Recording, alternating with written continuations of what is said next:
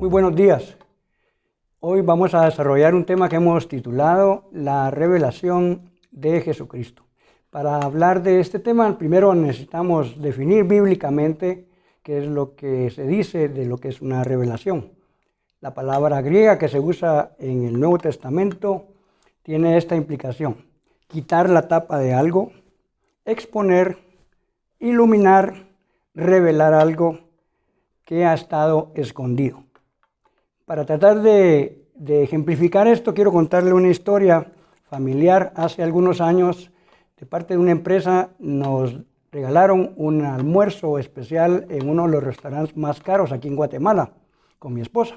Y entonces fuimos, nos enviaron el menú previamente y escogimos el plato y fuimos, pues obviamente había que llegar lo mejor arreglado posible. Y recuerdo que nos sentaron en una mesa especial y habían varias personas atendiéndonos. Pero fue muy llamativo que cuando llevaron los platos, todos los platos llevaban una tapa. O sea, nosotros no sabíamos, sabíamos qué había supuestamente, pero no, en ese momento no se nos había sido revelado cómo quedaba el plato. Y no sé si usted ha escuchado, pero la gente dice que la comida entra por los ojos. Y literalmente eso fue lo que pasó. Cuando ellos destaparon esos recipientes, pues casi que solo faltaba la fanfarria ahí para llenar el escenario, ¿verdad? Pero fue como sorpresa, miren lo que hay acá. La comida estaba tan buena en realidad como se veía. Estuvimos muy agradecidos por ese regalo que nos dieron en ese restaurante. Justamente lo que estos chefs hicieron fue revelar lo que había. La comida ya estaba ahí, estaba con una tapa, pero ellos en cierto momento se pusieron de acuerdo, se sincronizaron, quitaron las tapas y mostraron todo lo que incluía el almuerzo. Literalmente eso es lo que en la palabra griega significa revelar, quitar la tapa de algo, mostrar algo que antes estaba escondido. Bíblicamente entonces podríamos decir que es mostrar, exponer algo que ya estaba ahí, pero que todavía no se había dado a conocer. Quiero ampliar esto con un versículo inicial que está en Efesios 3, del 4 al 5, y voy a leerle hoy la Nueva Versión Internacional. Está hablando aquí Pablo. Y él dice: al leer esto, podrán darse cuenta de que comprendo el misterio de Cristo. Este misterio, que en otras generaciones no se les dio a conocer a los seres humanos, ahora se les ha revelado por el Espíritu a los santos apóstoles y profetas de Dios. ¿Qué es lo que está diciendo el apóstol Pablo acá?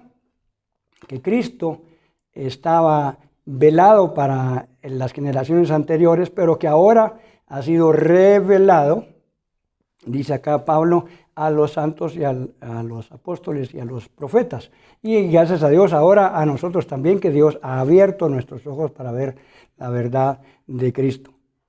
El apóstol Pedro lo pone de esta manera para que sigamos ampliando inicialmente qué significa hablar de la revelación de Jesucristo. Pedro dice en su primera carta, allá en el versículo 19 y 20, de esta manera: Cristo, como un cordero sin mancha ni contaminación, ya destinado desde antes de la fundación del mundo, pero manifestado en los postreros tiempos por amor de vosotros. Algunas otras traducciones bíblicas, en lugar de poner aquí manifestado, ponen revelado. ¿Qué dice acá? Que Cristo estaba determinado desde antes de la fundación del mundo como un cordero que iba a venir a quitar nuestros pecados, pero dice manifestado o revelado en los postreros tiempos por amor a nosotros. Si hablamos de Jesucristo, entonces Él está anunciado desde Génesis y a lo largo de todo el Antiguo Testamento. Algunos le llaman a esto el protoevangelio. En aquel pasaje en Génesis 3:15, donde después de que Adán y Eva han pecado, Dios habla con la serpiente y le dice: pondré enemistad entre ti y la mujer, y entre tu simiente y la simiente suya. Esta te herirá en la cabeza y tú le herirás el calcañar. La mayoría de estudiosos de la Biblia dicen que este es un anuncio, un preanuncio, dijéramos en cierta manera, de lo que habría de venir para poder volver a la restauración de todas las cosas, a la comunión completa con Dios, como lo era antes de que Adán y Eva pecaran. Ahora, al estudiar retrospectivamente cada uno de los libros del Antiguo Testamento, por cierto, quiero contarle que desde el año pasado y una parte de este año hemos estudiado con el liderazgo un material muy bueno que nos pusieron a disposición, que se llama Fundamentos del Evangelio, y en ese material lo que se hace es estudiar libro a libro del Antiguo Testamento y del Nuevo Testamento para descubrir en ellos, para descubrir en la Biblia a Jesucristo. Y es una cosa en realidad maravillosa el poder ver cómo fue anunciado desde el inicio hasta su aparición y hasta también su segunda venida. Fue anunciado por los profetas como el Mesías. Se recuerda, por ejemplo, allá en Isaías, él hace una descripción de lo que le han puesto ahí por título el siervo sufriente, y pone una gran cantidad de detalles que uno a uno fueron cumplidos literalmente por nuestro Señor Jesucristo en la muerte en la cruz. La mayoría de los profetas del Antiguo Testamento anuncian en alguna medida dentro de sus escritos la venida del Mesías, de alguien que estaba determinado, ungido para que fuera el Rey, el Salvador de Israel y del mundo.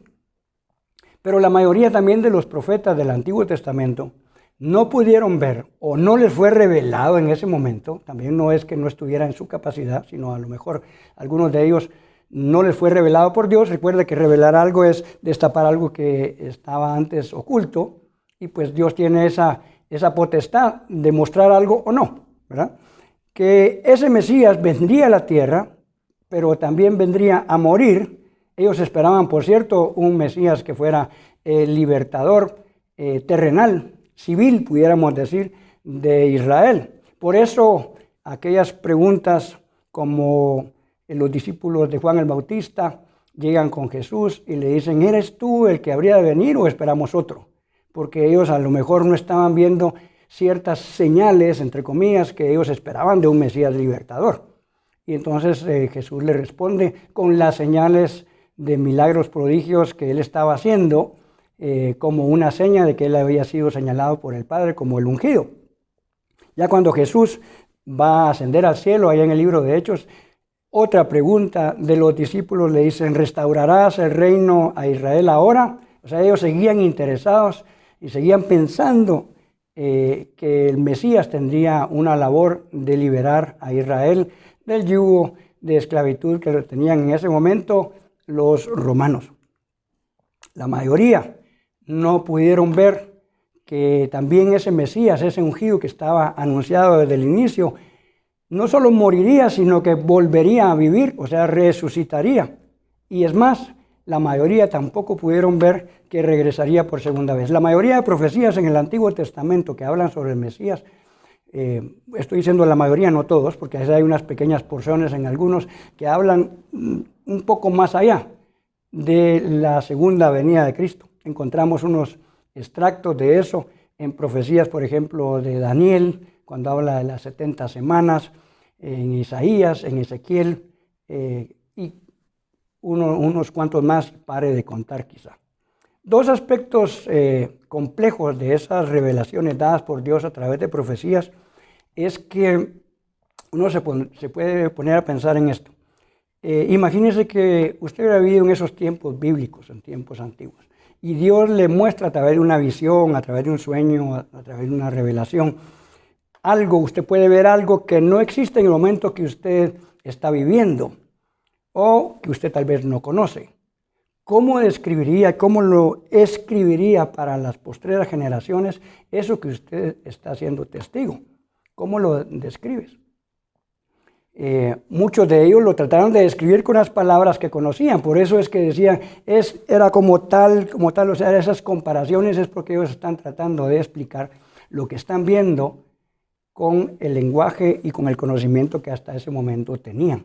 Pero imagínense que hubieran ellos visto las armas de guerra que ahora hay y le dicen, bueno, describe lo que viste, y entonces algunas visiones de esas que nos parecen un poco extraños, dice, pero también tiraba fuego por la boca, pero también por la cola, y uno tratando de imaginar ese tipo de cosas y se vuelve una cuestión enredada. Yo he pensado justamente que es un tema complejo porque los profetas tenían que expresar en sus propias palabras lo que estaban viendo. O sea, Dios no le dijo, mira, este es un F-18 de última generación. No, ellos vieron una cosa que volaba y tiraba, como ellos dicen, fuego probablemente, ¿verdad? Estoy haciendo nada más un pequeño ejemplo de interpretación de algo que ellos vieron. Y la segunda cosa compleja que podría pasar en ese tema de las revelaciones proféticas es que en ocasiones si Dios revela cosas a través de símbolos o de figuras. Uno de los profetas que escribe cosas humanamente extrañas, digámoslo así, es Ezequiel. Cuando usted lee las profecías de Ezequiel, en una de ellas, aquella profecía de un ser que tenía ojos, y dice, tenía ojos para adelante, pero también tenía ojos para un otro lado, y al otro lado también, y tenía ojos para atrás, bueno, uno se lo imagina y dice una cosa llena de ojos, pero por último dice, y también tenía ojos para hacia adentro. O sea, ya la imaginación ahí se quedó totalmente burlada, y uno dice, pero ¿qué fue lo que vio? ¿Verdad? En muchas de esas cosas se usa un lenguaje simbólico, un lenguaje figurado, que representa otra cosa. Ahora, ¿cómo saber, al leer uno las profecías del Antiguo Testamento y varias del Nuevo, cuando se está usando un lenguaje literal o simbólico? Eso es parte de lo que representa un reto de todo este tipo de revelaciones proféticas que Dios da. El Mesías entonces fue revelado, aunque algunos no quisieron reconocerlo, y la nación como tal sigue esperando, no sé si usted sabía, pero los judíos siguen esperando todavía al Mesías, aunque ya vino hace 2000 y pico años, y no quisieron reconocerlo. Dio su vida por nosotros, por nuestros pecados, resucitó, y este es un aspecto interesante. Prometió que iba a volver por segunda vez para que vivamos con Él para siempre. En una oportunidad, y este relato queda registrado ahí en Juan capítulo 14, versículo 2, Jesús dijo, les anunció a sus discípulos, en la casa de mi Padre muchas moradas hay. Si así no fuera, yo os lo hubiera dicho. Voy pues a preparar lugar para vosotros. Okay, aquí Jesús les está adelantando algo. A nosotros algunas cosas de estas nos parecen un poco extrañas y le voy a contar un poco del trasfondo cultural también. A veces para interpretar algunas cosas que la Biblia dice, hay que saber qué significaba eso en esos tiempos. No en nuestros tiempos, sino en esos tiempos, para entender qué se nos quiso decir. Y Juan 14:3, eso es lo que ahora voy a cambiarme a la Nueva Versión Internacional, de Jesús siguió diciendo esto. Y si me voy y se lo preparo, o sea, él dijo, acababa de decir, voy a preparar lugar para ustedes, vendré para llevármelos conmigo. Así ustedes estarán donde yo esté. ¿De qué estaba hablando aquí Jesús? Sí está hablando de que un día Él va a regresar por segunda vez. Pero la figura que estaba usando, la figura cultural que estaba usando, es una figura del matrimonio. En tiempos antiguos, una persona que quería casarse con alguien, el muchacho iba a la casa de la muchacha para hablar con el papá y pedir la autorización para casarse con ella. Entonces, si el papá le daba autorización, él quedaba desposado con ella y él regresaba a la casa de su propio padre a preparar un lugar para vivir. Cuando el padre del novio miraba que él ya estaba listo y sabía que la novia también ya estaba lista, entonces le decía, ve y anda a traer a tu prometida.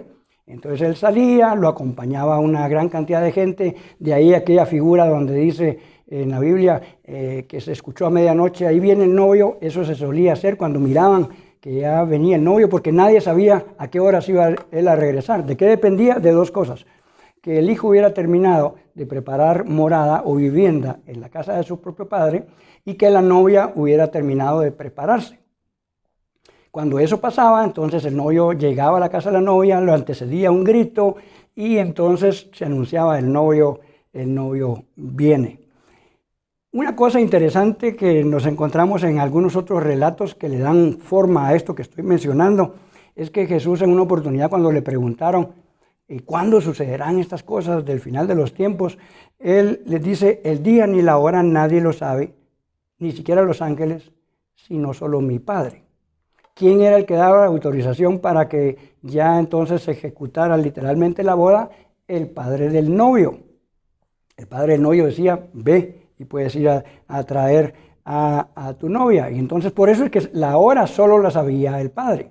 Y por eso es que la hora en que Cristo vendrá, nadie la sabe, solamente el Padre. Cuando el Padre vea que el novio ha preparado vivienda para su esposa, la iglesia, y también cuando la iglesia se prepara como una iglesia santa, pura y sin mancha para recibir al novio.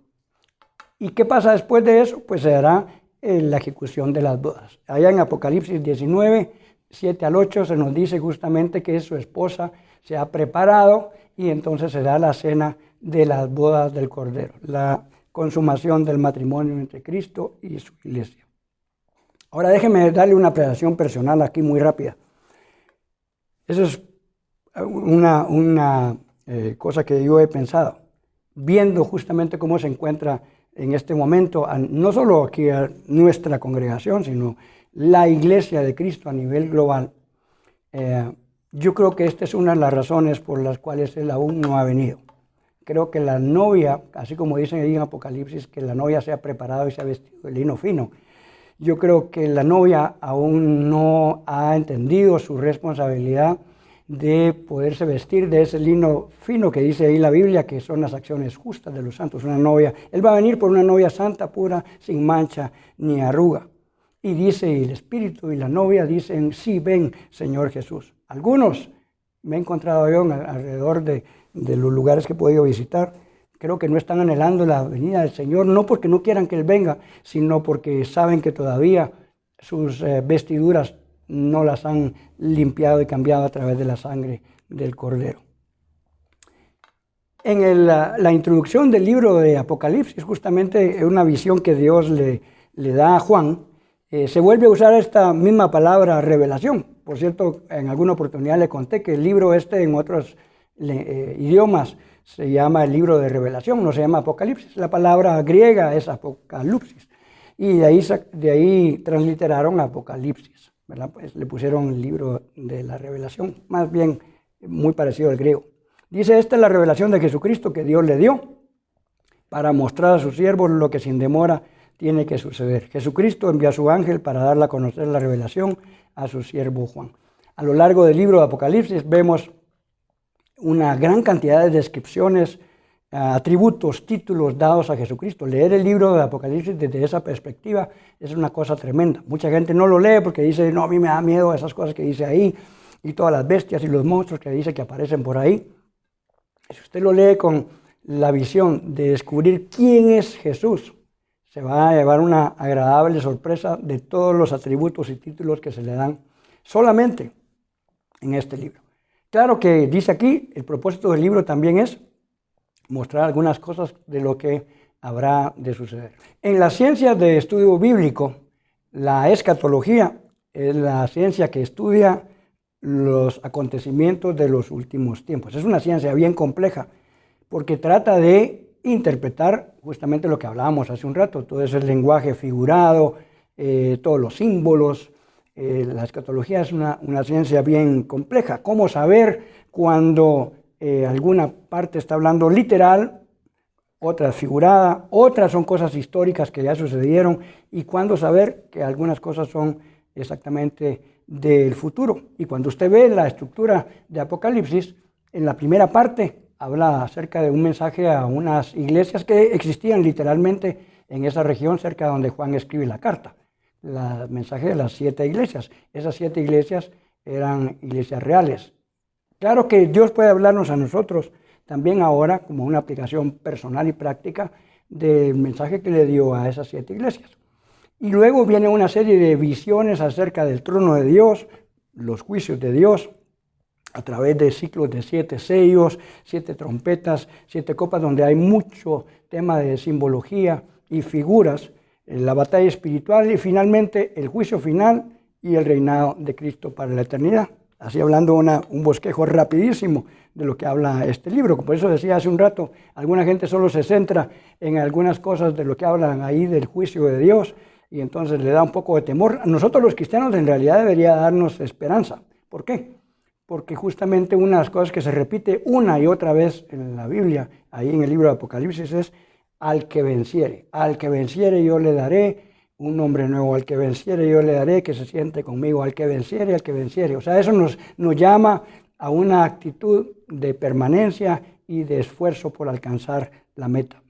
Hay secciones de difícil interpretación, pero sobre todo si no tenemos a veces el trasfondo de conocer la historia, de conocer el contexto, de conocer un poco de las simbologías, muchas de ellas tomadas del Antiguo Testamento.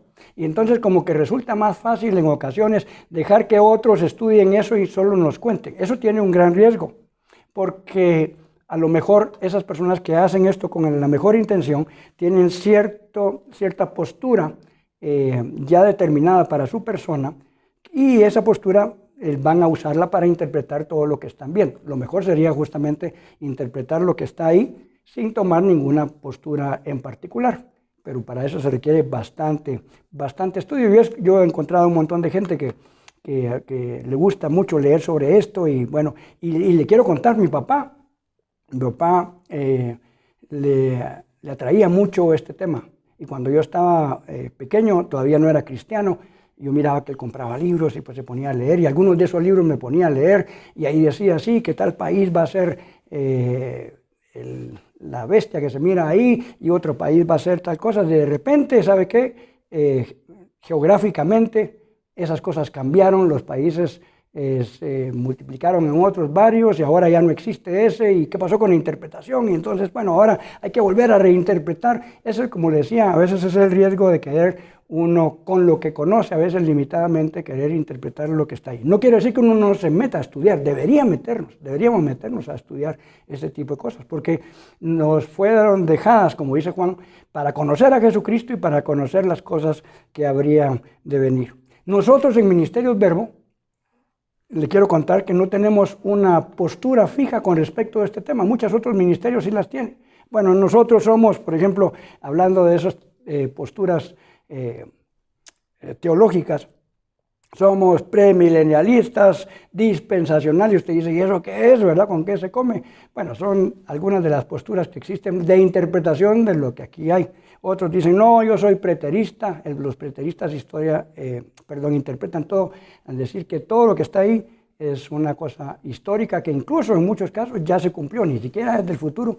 Y tienen todas estas teorías de interpretación bastante sustento bíblico, pero también muchas de ellas grandes contradicciones. Entonces nosotros deberíamos ser prudentes justamente y estudiosos de estas cosas para poder tomar nuestra postura personal. Acá en este ministerio nosotros nos decimos, no, si usted es de esta corriente, usted no pertenece acá. No, usted puede tomar su postura personal y esté convencido de ella y trabaje en base a eso. Eso sí le quiero decir una cosa.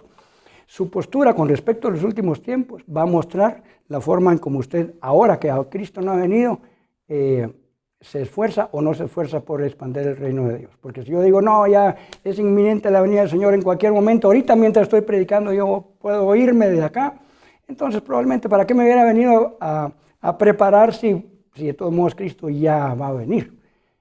Deberíamos esforzarnos y hacer todo lo que nos corresponde mientras Él viene. Si viene ahora, pues qué bueno, pero si no viene hoy y viene mañana, entre hoy y mañana, yo me voy a esforzar por ser un instrumento para expandir el reino de Dios.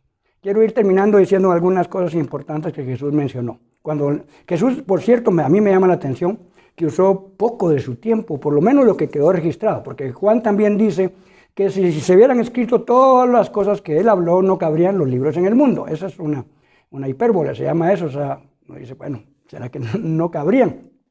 Él está diciendo, se escribiría muchísimo, esa es una forma de decirlo.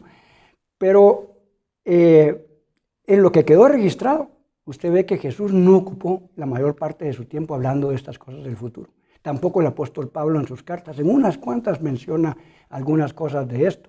¿Por qué? Porque es mejor tener los pies bien firmes en el presente y viviendo lo que debo vivir hoy para Dios, eso sí, con la esperanza puesta hacia adelante y esforzándome porque el Señor me encuentre aprobado en el momento que Él venga. Lo que quería llamarle la atención es que Jesús, cuando le preguntaron de esto, en un capítulo que sí habla todo este tiempo de las cosas futuras, cuando le preguntaron de eso, ¿sabe con qué empezó contestando? Él dijo, mirad que nadie les engañe. Típico de esas corrientes de interpretación es que en el relato de Lucas 21 uno nota de que lo primero que Jesús está hablando ahí es la destrucción de Jerusalén, que todos sabemos que sucedió en el año 70. Y él dice, cuando ustedes miren a Jerusalén sitiada de ejércitos, entonces salgan huyendo, no se queden en las azoteas, sino salgan, ¿verdad? ¿Por qué? Porque fue la destrucción completa de la ciudad de Jerusalén. Ahora algunos, sin leer eso y sin estudiar esa parte de la historia, dicen, no, eso va a pasar en esta ocasión. Y ahora que hay guerra, y uno dice, bueno, algunos dicen, ya vio, ahí se está cumpliendo ese tipo de cosas. Por eso Jesús dijo, tengan cuidado que nadie les engañe, sino sean ustedes, verifiquen por ustedes mismos las cosas que están leyendo. Apocalipsis, entonces, la revelación de Jesucristo. Es un libro de esperanza y de exhortación para el cristiano a la perseverancia y al esfuerzo. Dice la Escritura, el que persevera hasta el fin, ese será salvo. Y de todas esas exhortaciones a vencer, quiero terminar leyéndole esta, Apocalipsis 3:21. Al que venciere, le daré que se siente conmigo en mi trono, así como yo he vencido y me he sentado con mi Padre en su trono. Aprendamos a disfrutar de esta revelación de Jesucristo, que fue anunciado desde el principio de la creación del mundo y que ahora nosotros podemos disfrutar de conocerle en plenitud. Que Dios te bendiga.